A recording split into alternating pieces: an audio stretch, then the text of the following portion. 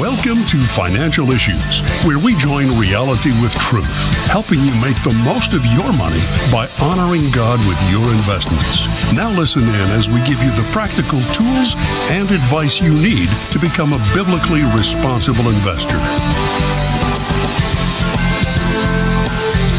Good morning. Welcome to Financial Issues. We're so glad that you tuned in today to this listener and partner supported ministry.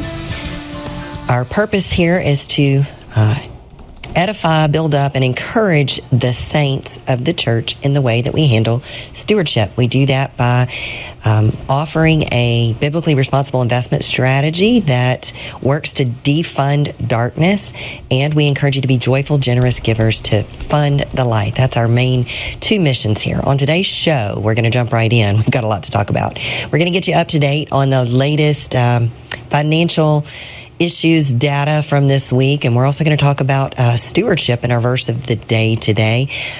More importantly, it is Rapid Fire Friday. We're going to get to your calls and questions. Our phone lines are open. The number, if you get first place in the queue, 610-363-1110 is the phone number that you call. You can also put your comments and questions in social media or on the chat there at financialissues.org. So at Financial Issues, we help you to stay in the know about the financial issues of the day. We help keep you abreast of what's happening in the economy and the markets and help you understand how that impacts your own personal financial issues. Takeaways from this week ending January the 24th of 2025. It's been a little bit of a slow week for economic data. Not a whole lot to go over there, but it has been a big week for all things Trump. Of course, on Monday, we had Inauguration Day, followed by yesterday a virtual address by President Trump to the World Economic Forum. Well, you almost need a quantum computer to keep up with all of the action that's coming out of the Trump administration. It's before you can report on one thing, there's 5 more things that have been reported. So even AI doesn't know how many executive orders have been signed so far this week, or at least not the one that I asked. But I know it's a lot. My favorite first week Trump actions so far, and there's a lot of them. First of all, in true presidential fashion, whether you're a Democrat or Republican president, he rescinded 78 of Biden's executive orders and reinstated his most successful ones from his first term in office. He officially removed all weapon shipment restrictions on Israel and signed an executive order ending all U.S. funding to UNRWA.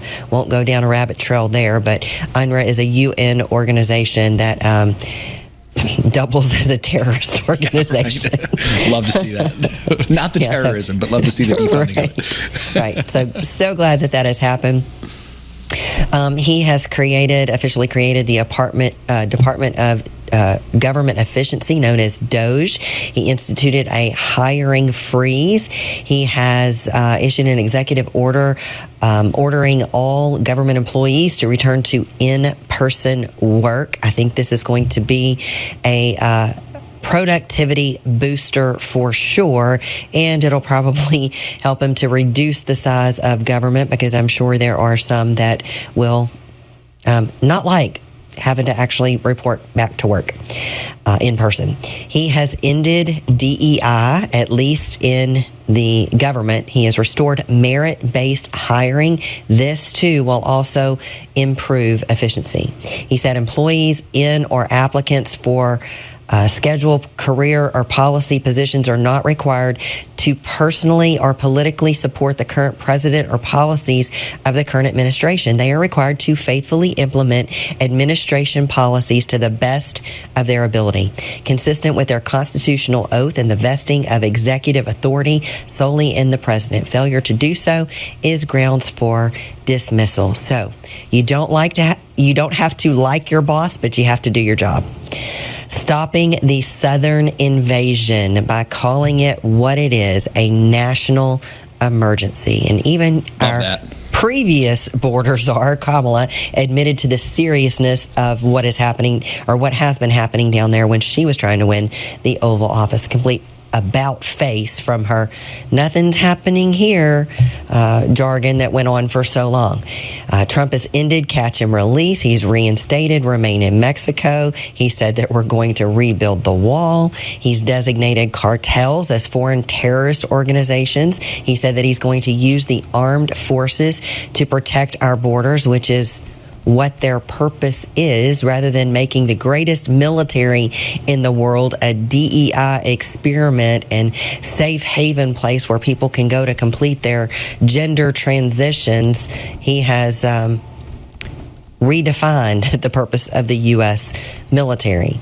He is revamping U.S. refugee admissions. He says the U.S. will admit only those refugees who can fully and appropriately assimilate into the United States, and to ensure that the United States preserves taxpayer resources for its citizen.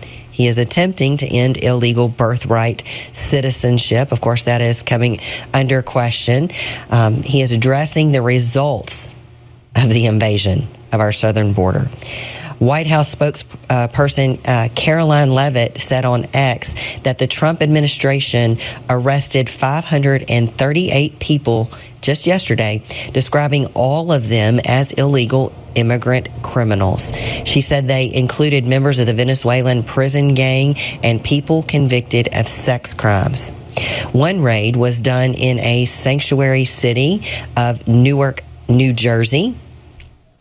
Of course, the liberal mayor there has said that it has violated the rights of some American citizens, and he didn't like it, not one bit. He's saying the opposite of what the Trump administration spokesperson came out and said. He's talked about the things that are going to help the economy. Tax cut, 15%. Corporate tax rate for companies who come here to manufacture their goods, which will create jobs for Americans. He's talked about extending and improving his first round of tax legislation, the Tax Cuts and Jobs Act. Did you know that if the TCJA isn't extended or made permanent, 60% of the middle class would get a tax increase? Wow. He is making our trading partners pay their fair share with the creation of the External Revenue Service, who would collect the tariffs that would get imposed. He has withdrawn from the World Health Organization. He has withdrawn from the unfair and one-sided Paris Agreement, climate agreement, effective immediately. He is unleashing Alaska's extraordinary resource potential to promote his drill, baby, drill philosophy. He has withdrawn wind leasing in some areas. He has also instituted emergency price relief. A little unsure of what that is. It's sort of vague, and I certainly don't think it's the kind of price controls that Kamala was proposing. But emergency price relief can come in the form of directives for federal agencies to lower housing costs by expanding housing supply and reducing regulatory burdens. That's the one thing that he can do.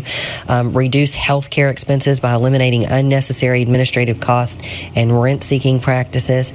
Cut appliance cost. Man, I know my husband's super excited about all of that. We can actually buy a washing machine that washes clothes with water without having to run the cycle so many times, without him doing his Tim the Toolman Taylor modifications to our appliances. He is addressing food and fuel prices by eliminating harmful climate policies. Oh, man, I know I'm not going to have time to get to near all of this. I knew it. He is reversing the wrongs of the Biden administration, granting a full and complete unconditional pardon to all individuals convicted of offenses related to the January 6th, 2021 goings on. He has extended TikTok deadline for 75 days. I've got mixed feelings about that one. Maybe we'll get to that another time. He is unleashing American energy. He has vowed to properly route water from the desert in California to the people who need it to drink and fight the wildfires that are going on. But I'm sure Governor Newsom will fight against that tooth and nail, because there's probably some protected species that would get wiped out if people got the water that they needed for drinking and putting out fires. He has cured gender dysphoria in an instant by making it clear that there are only genders. He is protecting American women from the dangers of radical gender ideology. I'm sure I missed a lot. Somebody can let me know. I'm sure the chat's probably going wild talking about all of these things. In true Trump fashion, he unapologetically spit out the usual laundry list of his past accomplishments and his future agenda. It was really nothing new if you've watching and been listening, and I'm sure that they have. Got a little bit more to talk about. We'll do that when we return from the break. I'm your host, Shana Burt. Stay tuned. We're going to come back with more financial issues right after this break.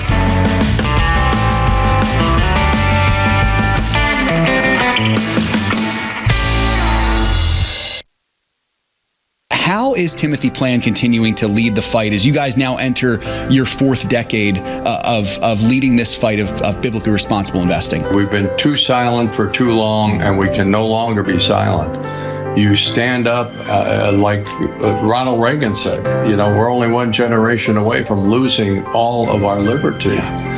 It has to be fought for. I wish it didn't. And you can fight for it. You don't need guns and ammunition and that. You can fight for it, especially with your dollars, because it's always about the money. And when the money starts impacting people, they start paying attention. When we launched this, they said it couldn't be done, but here we are 30 years later. They said you couldn't get competitive returns, but here we are. What a tremendous testament of God's grace. Go to financialissues.org/Timothy Plans to learn more about Timothy Plan.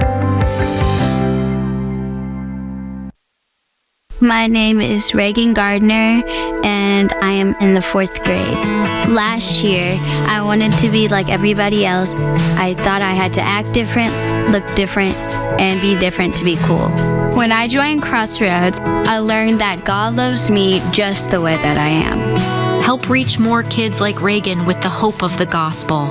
To learn more about Crossroads Kids Club and how you can get involved, visit reachOurschools.com. Hearing Jesus say, "Well done," how to secure your rewards in heaven. Don't you want to be sure that when you get there, that you're going to have the best life forever? And that best life forever is being able to access the plethora of wonderful, escalating rewards that are elucidated throughout the book of Revelation to those who overcome. Well, that's what the book's about, friend. Order your copy of Hearing Jesus Say Well Done today on Amazon and start living for what truly matters.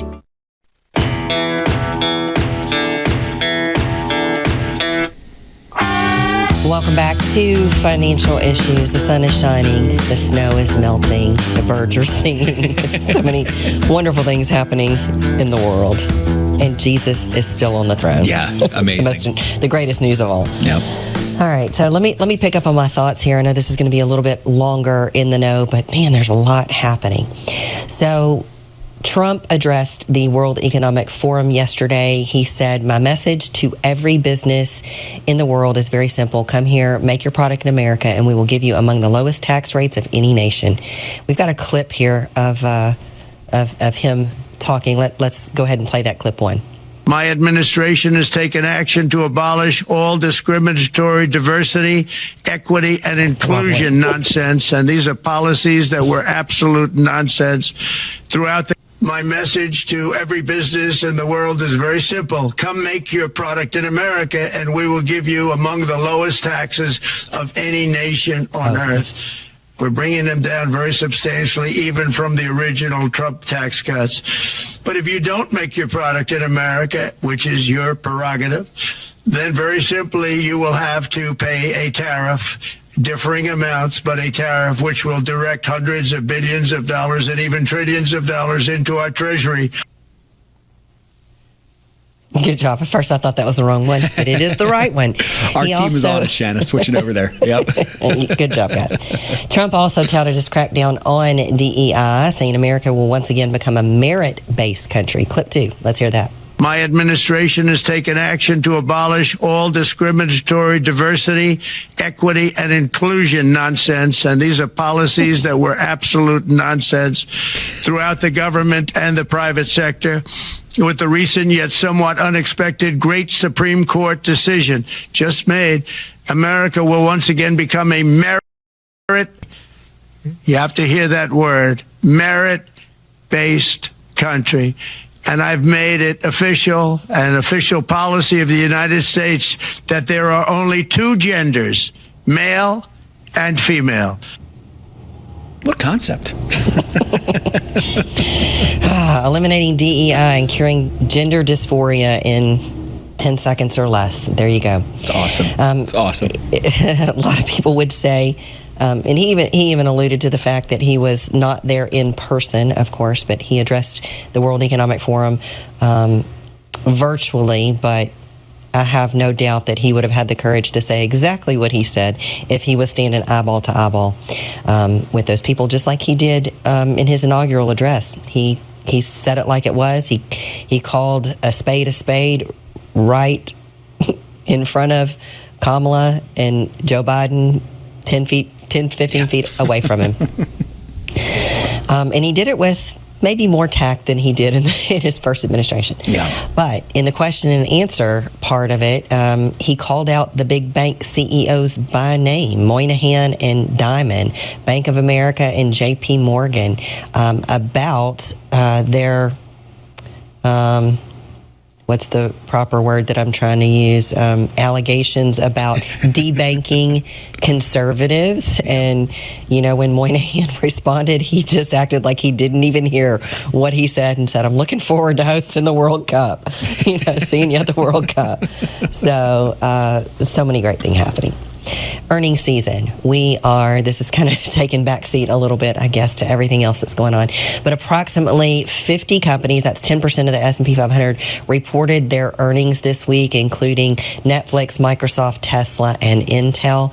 The newest report on earnings season isn't quite out yet, but the FactSet report prior to this week said that 9% of S&P companies have reported fourth quarter results.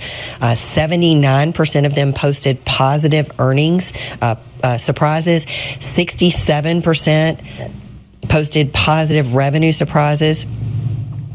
And we did see strong earnings from the big banks, specifically JP Morgan, Goldman Sachs, and Bank of America. The markets enjoyed a Trump bump this week. The Dow is actually up 2.4% so far this week, and the markets haven't even opened on Friday. The S&P is up around 2%. The NASDAQ is up over 2%. And again, that is before the market opens today. And I do believe that the pre-markets are hovering around the flat line, actually. The NASDAQ at 0, indicating a 0% change at opening. The S&P, very similar to the same. And the Dow, very, very slightly negative indicated opening. So what's on deck for next week? I'm sure there will be lots more Trump action to talk about. The Fed interest rate decision happens next week. I did see a headline, haven't dug into the details yet, about what one of the comments that Trump made is that, once inflation is in check, that he will be demanding lower interest rates. One of the Fed governors had something to say about that. I didn't get a chance to look at it yet, but we will get that Fed interest rate decision, which is widely expected to be a nothing burger, no rate change at all. The news, I guess, will come in the press statement or the press release and the question and answer statement after the Fed decision is announced. We'll also get PCE inflation data, which is the number that the Fed looks at. I believe it's expected to come in at about somewhere shy of 3%, but that will come out with personal income and spending data after the Fed gives us their interest rate decision. Now that you're in the know about recent and upcoming financial issues, we hope that you will learn more about how we can help you integrate those issues into your own stewardship. And we hope that you will find out more about how you can do your part to defund darkness by adopting a biblically responsible investment strategy using our partner plan. You can find out more about that at financialissues.org. All right, let's get to the phones. We've got Greg calling from Georgia. Hi, Greg. You're live on Financial Issues. Good morning. Thank you for taking my call. I'm a little bit under the weather. I've got 2 quick questions, and I'm going to hang up and let you answer so you can move forward appropriately. I just turned 50 years old last week, and I understand the Roth IRA maximum contribution limit for this year is again $7,000, and I want to be sure I'm understanding correctly. I can now contribute an additional $1,000 to that now. And yes. The other question I have is it okay to start using the asset allocation model that I'm looking at? Can I use the 55 to 65 range, or would you suggest stay in the 45 to 55 model and move forward? And I appreciate you taking my call. Y'all have a great weekend. Thank you, Greg. Okay, great. So easy, rapid-fire answer to the first question. Yes, if you're 50 or older, the contribution limit is $8,000 for the Roth. I would encourage you to make sure that you can qualify to make a contribution. There are limits on your AGI, the amount of adjusted gross income that you have, whether you're married filing jointly or single. You'll want to check those limits out and make sure that you're not over the limit for making that Roth contribution. And of course, sounds like he is still working, and make sure that you do have at least some earned income.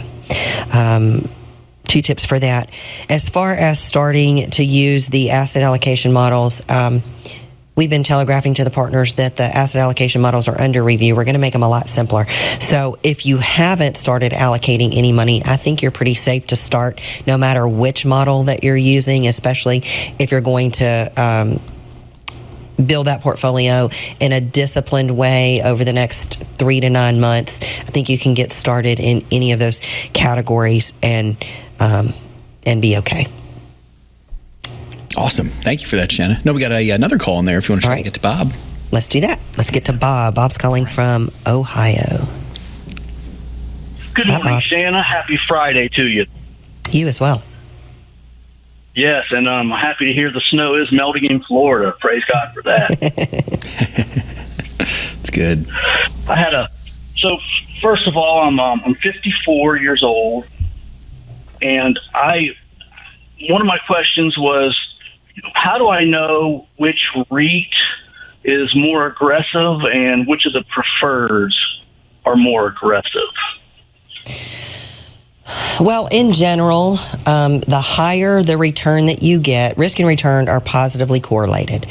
So if you can get a higher rate of return or a higher dividend yield on a particular investment, it's fairly safe, I guess, to assume that there is more risk that comes with that. So, all investments have risk. Could you be maybe a little bit more specific on the question? I'm just trying to figure out where to put in my money, because I did listen to the partner conference call where you said at this time shouldn't be buying any ETFs or mutual funds. Mm-hmm. And my goal is I'm putting $1,500 a month in, and my question is, where should I be putting that in if I'm just not ETF or mutual funds? I saw that you did say REITs and preferreds would be good to be putting money into. Yeah, as long as it depends on what model that you're using too. Are you using our investment strategy where you're building your own portfolio with a buy list, or yes. Are you using, so if you're using the fund ETF model, obviously you have to keep putting into, but in the investment models, those are primarily the areas that are going to have the biggest change. in terms of a reduction. And the areas that, and I don't want to give away too much. If you're a partner, you can go listen to the partner conference call. But in those areas that I said we're likely going to have an increase, that's a. So, and if there's anything that you're really underweighted on when you look at your portfolio tracker, that's probably a good place to concentrate right now. Okay, great. Thank you. Good deal. All right. Wow, 2 calls already. Great. Thanks, Bob. People are taking Rapid Fire Friday very serious. That's right. That's right. It's good stuff. We don't have quite enough time, I think, to get to our stewardship verse of the day, so everyone's going to have to stay tuned for that. Did you have a good time in Bible study this morning? We did, Shana. Yeah, it was great. This was a good one. It was nice because it was personal for me when you're walking through trials. So we were in Daniel 2:14 through 18, and it was looking at Daniel's response to this trial that he was in of possibly losing his head because no one could interpret the dream that Nebuchadnezzar had. But he responds with tact, grace, and most importantly, prayer. And so I think it's just such a good lesson for us, and even for me personally, thinking about that as well. So. And if you happen to miss that, you can get it on our website, right? Yeah, Resources. That's exactly right. So Resources tab. So you actually go to the partner tab. Under the partner tab, it's Bible Study Archives. Bible Study Archives. So you click on that and get all the past Bible studies, including today's. All right, folks, we got to take a break. If you're listening to an outlet that carries a short version, hop on over to financialissues.org and catch the rest of the program.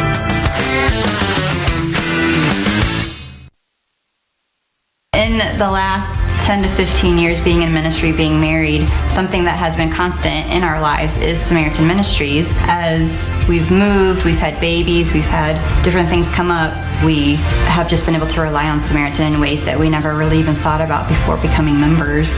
Our heart's desire is to plant roots and be in a place for a really long time. It's how we were raised. We see the benefits of that, but we also see the open-handedness of being used by the Lord wherever He calls, because we just assumed when we started pursuing church planting, the quickest way to get from point A to point B is a straight line. And with the Lord, sometimes you find out it looks a lot more like this. And yet, Samaritan was with us through the entire thing. We didn't have to look into, we have to change insurances now because we've moved states or whatever the case may be. And it's just been a real blessing to us in different phases of life. I'm Kyle. I'm Colleen. And we're the Gen X. And we're Samaritan members. So I was just getting on my feet and I met someone and I got pregnant and I wasn't ready. How am I going to raise a baby? And I barely can take care of my daughter and myself right now. I Googled abortions and I scheduled an appointment thinking it was an abortion clinic. When I was at the clinic, after they told me how far along I was and that the baby had a heartbeat, I cried. And they gave me a minute by myself in the room. And I broke down and I prayed to God. I asked the Lord to, when I walk out of those doors, to just give me the strength to be able to go through the pregnancy. Made my decision at that time. I'm super grateful that I'm able to go down this journey with my daughter. And I'm just super glad that I didn't have an abortion. I've learned how to trust God. It feels amazing.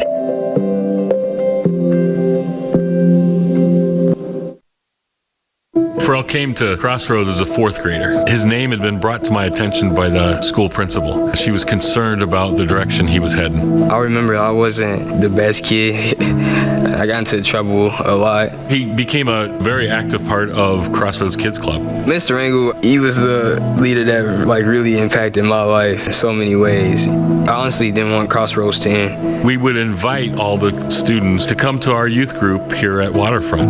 I felt God saying, come on, come to me. It felt like I was set free. And I'll never forget the day when we had the privilege and the honor to baptize Pharrell.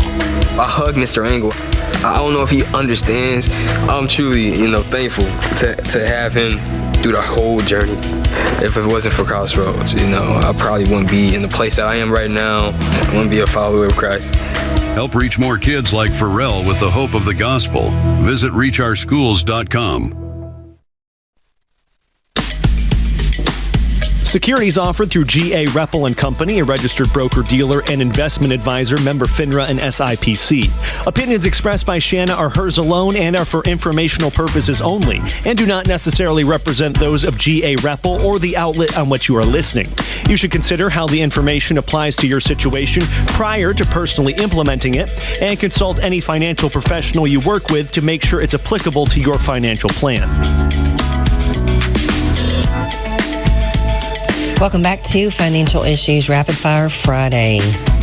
Alive and well. Our phone lines are open. We've already gotten 2 calls this morning. If you've got a question, you'll be the very next caller in the queue. 610-363-1110 is the phone number to call. While we're waiting on some calls, let's get to so many of these Ask Shana questions. Yeah, sounds great, Shana. Let's start with Lee. Lee does not say his age, but he's asking about buying into MF72. He says the minimum is $2,500. How can I be right in my percentage? I need about $900 worth to meet the requirements on the chart. What advice would you have for Lee there, Shana? Let's go ahead and read the next question, too, because they're real similar, and I think I can for sure. kill 2 birds. Absolutely. So, yeah, this is Sherry. Sherry is asking, she's in the 55 to 65 model with 10 to 15 years before retirement, and just wondering for some advice on the time frame she should allow or she should follow to invest $20,000 in MF57 with, again, at least $2,500 per order. What would you have for Sherry? Sherry does mention her age. She's 59. Okay, perfect. Yep. So, MF72, a lot of times whenever you're trying to buy a mutual fund, whether it's the one mentioned or any other mutual fund, the system will tell you that there's a $2,500 minimum, and I guess it's sort of up to the custodian or the trading platform as to whether they enforce that or not. The thing to do, I think, is to try to put in the order. Most of the time, in my experience, I found if you're purchasing it in an IRA account, whether it's a Roth or a traditional, the minimum will be waived. Another way that you can sort of get to circumvent that those minimums, whether it's the $2,500 per order or any other restriction that they have, is to maybe set up a systematic investment plan, and basically that's just where you go into your brokerage, and sometimes you have to sign a form and you set it up to where it's going to automatically invest from the cash that's in your account a certain amount, whatever that amount is, over once a month on the same day. And lots of times that will allow you to circumvent the minimum order. So if you're going to, I guess in Sherry's case, if she wants to get $20,000 in at $2,500 per order, I would say do, or at least $2,500 per order, about $4,000 a month for the next 5 months. You should be able just to enter those orders manually. In Lee's case, to get $900 in instead of the $2,500. If it's in an IRA, I would say just go ahead and try to enter the order and see if it allows you to do it. If it won't, then I would suggest maybe setting up a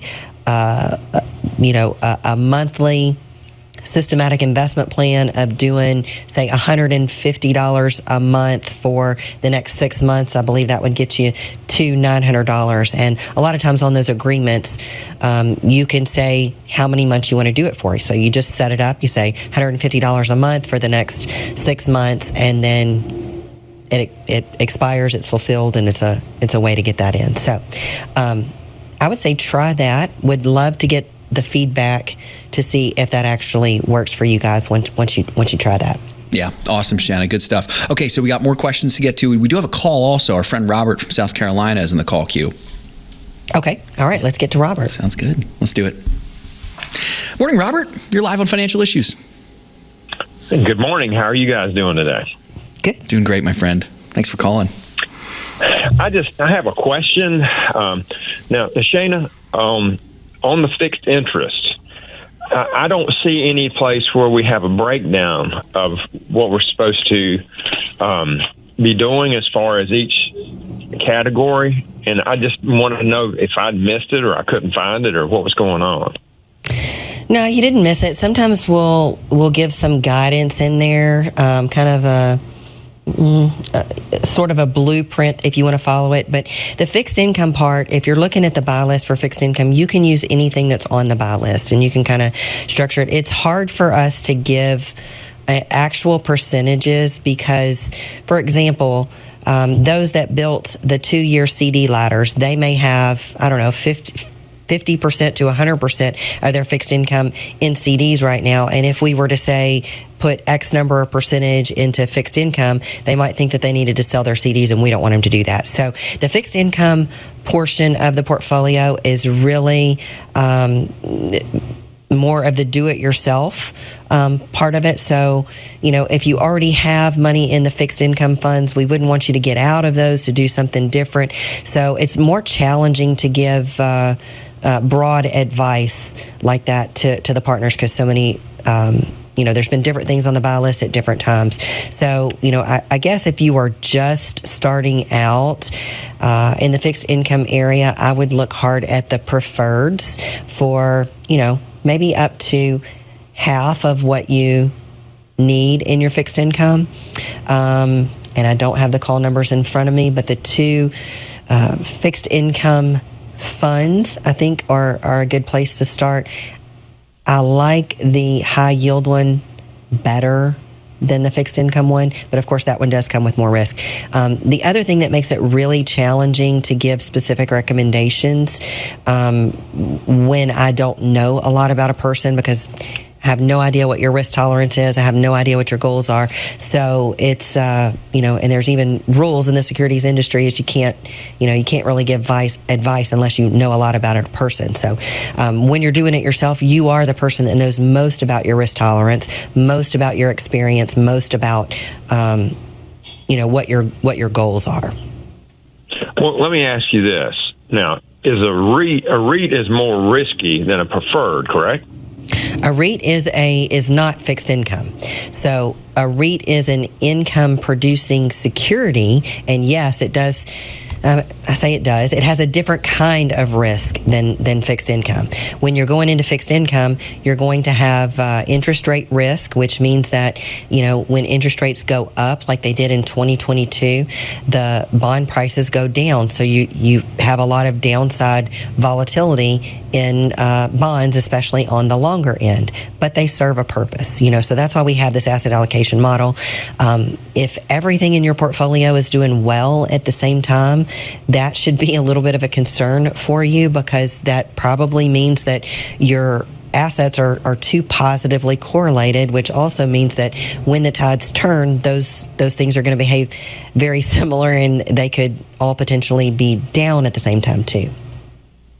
Right. Now, I wanted to mention, we've been with you guys, I think, 3 or 4 years. I'm losing track of time. When they say when you retire, you can't remember what day it is, and I believe it now. but anyway, we were investing in an organization that had a Christian base, and they weren't biblically responsible as they claimed to be, number one. Number two, we had all of our money invested in mutual funds, and the difference between how we did with them and how we are doing by following their stock allocation model is just unbelievable. I mean, and Marilyn and I both appreciate what you guys do, and I try to pray for you guys daily on a daily basis, because this is, I know you guys are doing a lot of stuff, and it's kind of hard to keep up. Shane, I know you got your hands full. Thank you, Robert. Thank you, Robert. Awesome. We certainly appreciate you sharing that encouragement. I know that you've encouraged somebody today, and maybe somebody will decide to become a partner because of that. And, unfortunately, that happens. I'll talk more about that. If you just want to keep listening. We've got to get to Craig Haugaard with the Ag Report right now, but we did kill the ag. God bless. You guys y'all have a great day. Well, Robert, hang on with us. Robert, we just wanted you to keep going, man. That was awesome. Thank you. We're going to push the ag, I guess, to the next segment. But yeah, there is a little bit of a disconnect about biblically responsible investing and what it is. And there are, I think, good Christian people out there that are advisors in the, financial advisors and hold themselves out to be. And, perhaps they do operate, maybe they just have a different understanding of what BRI is. But to us, it is screening out those companies that are using shareholder dollars to support ungodly agendas that don't line up with Christian values. We believe that it's God's money and we don't want to be involved in that. And so we screen out those things. And, I don't really see how you can honestly be biblically responsible if you're not doing that screening process. So, Robert, I'm so glad that your experience has been good. We thank you for sharing that with us. And, I would just have those discussions, ask, use it as a ministering opportunity to talk to your advisor about biblically responsible investing. Find out what they think it is. Have a good understanding yourself of what you believe it to be, because at the end of the day, when you give an account for how you handled the time, talent, and resources that you were trusted to manage, you can't blame it on your financial advisor. So they don't have that stewardship responsibility. That is given to each and every one of us. So thanks, Robert. We appreciate your testimony and your questions so much. Folks, stick around. We've got a little bit more financial issues to come right after this break.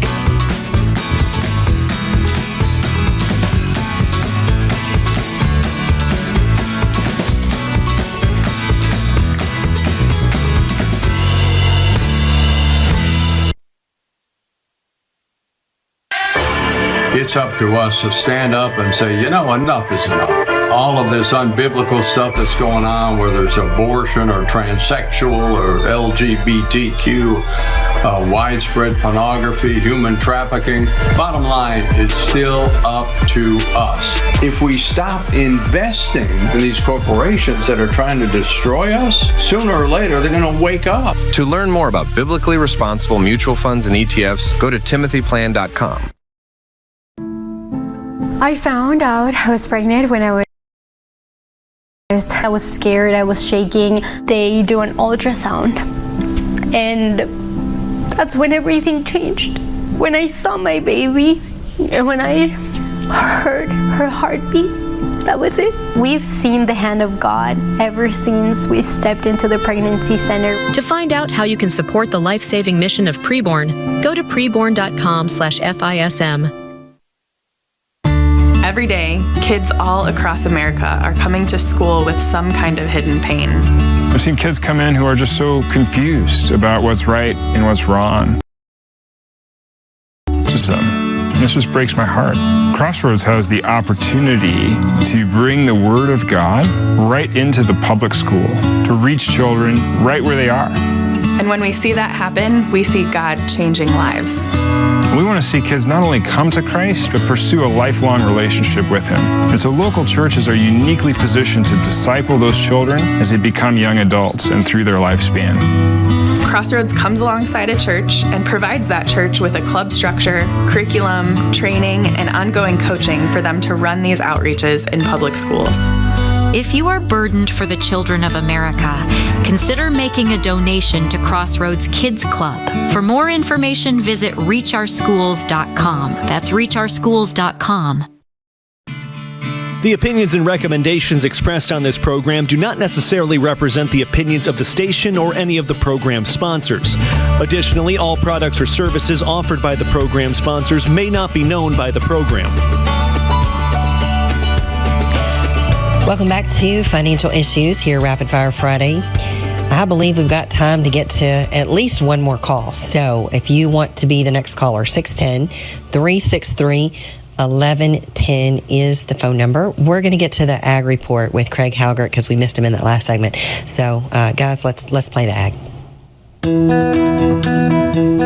This is Craig Haugaard with your Financial Issues Ag Update for January 24th. Corn traders focused on South American weather yesterday, and that propelled the March futures to a new high for this move. Funds bought 30,000 contracts on the news that Argentina should see some isolated rains through next Wednesday, but then go right back to an extended dry period. March corn finished today 5.5 cents higher at $4.89 3/4. Soybeans found themselves the target of a buying spree by speculative funds. Buying was driven by crop conditions in Argentina that continue to get worse. 28% of the soybean crop is now in poor condition versus 21% last week and just 14% a year ago. March beans were 9.25 cents higher for the day at $10.65 per bushel. Wheat had its one big move driven by the winter kill story, and now that seems to have run its course, there was no fresh news to help continue the rally in wheat. As a result, we had Minneapolis March wheat 2 cents lower for the day at $6.04.5. Kansas City dropped by 4 cents to close at $5.70 3/4, and Chicago was unchanged at $5.54 per bushel. Cotton futures continue to be range bound as they just chop sideways. Yesterday's close had the March futures up 33 points as we ended the trading day at 67.47. Livestock futures were mixed. April live cattle were 95 cents higher at $200.72.5 per hundredweight. March feeder cattle were $1 stronger, settling at $274.07.5 per hundred. And we had April lean hog futures dropping by 7.5 cents, closing out today at $87.20 per hundredweight. Class 3 milk futures had a couple of really rough sessions, but yesterday they were able to stop the bleeding and have a little bit of a rally. At the closing bell, the February futures were 18 points better as we ended the session at 19.15. This has been Craig Haugaard with your Financial Issues Ag Update. We'll be right back with more financial issues after this. And we're back. That was the quickest break you probably ever heard. All right, Seth. Rapid Fire Friday. Let's get on with some of these questions. Let's do it, Shana. Brenda is up here. Brenda's 65 years old and says, I've recently sold a position. I don't know what to do on the portfolio tracker when this happens. Do I just change the shares to zero, or how do I show my gain or loss correctly? I'm fairly new to using the portfolio tracker. Again, 65 years old. What would you have for Brenda, Shana? Yep. So the Rapid Fire Friday answer is just to delete the position altogether off of your portfolio tracker. With the rollout of the new website, the cost basis part of it is very likely going to be removed, and for good reason. Your portfolio tracker is an asset allocation tool. It is not a performance tracking tool. In fact, this is one of the challenges with the portfolio tracker right now is just exactly what Brenda says. If you sell a position, whether you had a loss or a gain in it, when you remove that, it's going to skew your overall performance altogether anyway. So it is a very, very... The purpose of it, I guess, was to help you see whether or not you're up or down in a position, but you can do that with your brokerage account, and your brokerage account probably has much better tools for performance tracking. And so in the new version, I do believe that is going to be omitted, or at least that's my feedback for it, that it be omitted. And there's, we get feedback from a lot of partners that do understand how that works. And so again, portfolio tool is for asset allocation purposes. It is not a performance tracker. Yeah, good stuff here. Next one, Shana. Valerie, 66 years old. Valerie has several preferreds. In one account, she's wondering if I sell FP31, it'll be at a loss that equals her entire profit in interest since she purchased the stock about 2 years ago. She says, I purchased it at around $24.63. This is in a taxable account, and I have only dividend income for 2024, no profit from stock sales. Does it make sense to sell it? The total of our portfolios is around $3 million or so. What would you have for Valerie? You'll have to decide if it makes sense in your own portfolio, but in general, yes, I believe it does. So whenever we issued that sell order, what happens is, let's say that you've invested X number of dollars into a position, and like Valerie, you're selling it for a loss.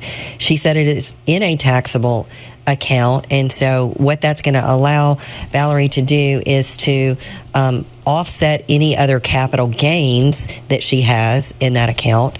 And it's only January, so odds are you're probably going to potentially have to sell some things or do some rebalancing that's going to cause gains in your portfolio. That will be able to offset those gains. And if it doesn't, then you're able to, in most cases, you're most likely able to, have to just be careful with my wording here, you're likely able to use that as a write-off to offset some ordinary income, only up to $3,000, of course. But when we did the math, when we did the analysis on this, what we looked at is, if you're in Valerie's case, you invested X number of dollars, you had a certain stream of income that came from that. If you sell it, and you're down, even if you invest that smaller amount of money into one of the other higher yielding preferreds that are on our list, you're going to improve your cash flow.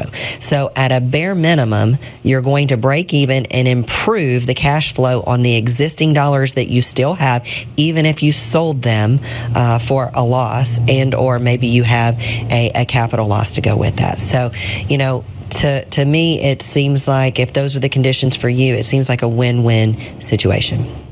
That's awesome, Shana. Very good. The next one here is Bob. Bob's very thankful you'd answered a question from him back in January. He was appreciative of it and agreed with your answer. So I think this is a follow-up to that, Shana. He says, I took my first RMD lump sum just before my 73rd birthday in 2024. All as a QCD to my church. He's got a couple questions, Shana. Maybe we can start with these and just go through them one at a time. Perfect. So the first one is the schedule of future birthday or by the end of the calendar year.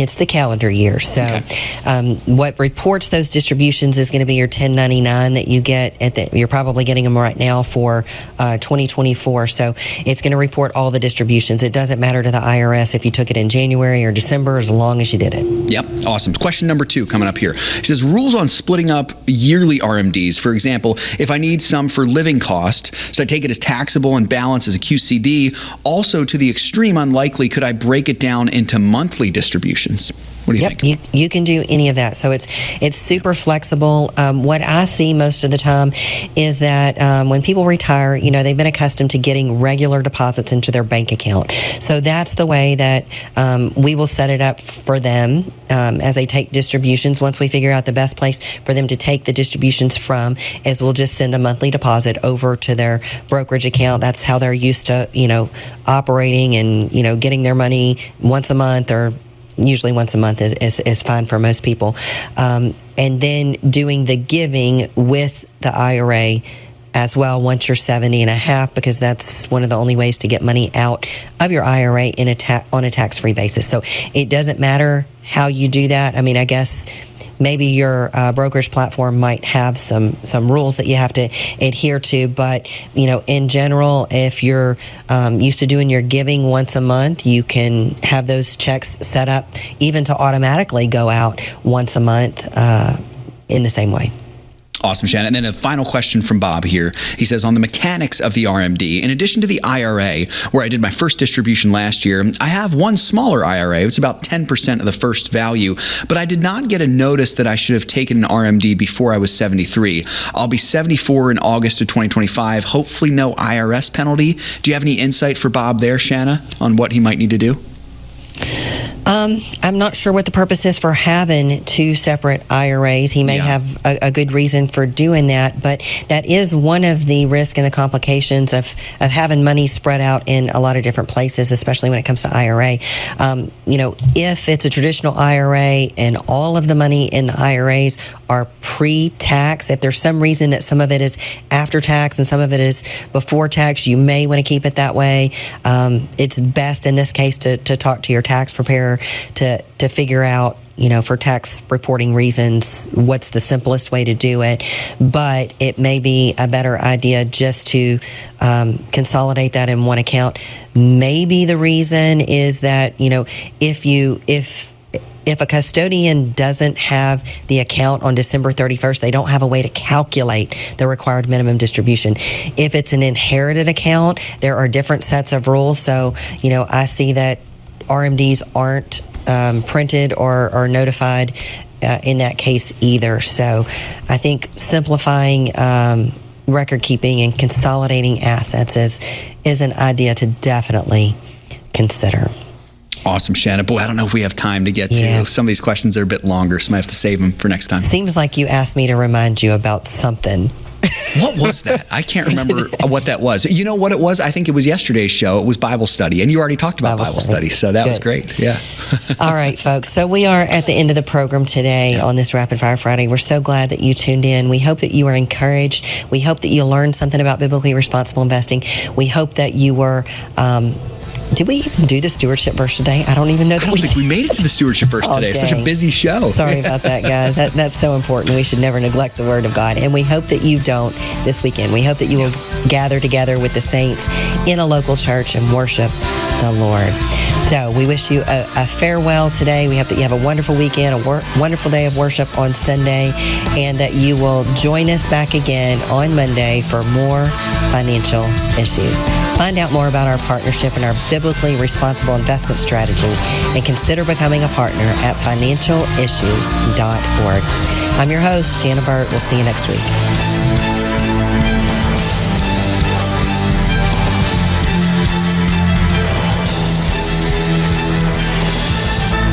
If we ever forget that we're one nation under God, then we will be a nation gone under. Thank you for joining us. This has been an FISM production.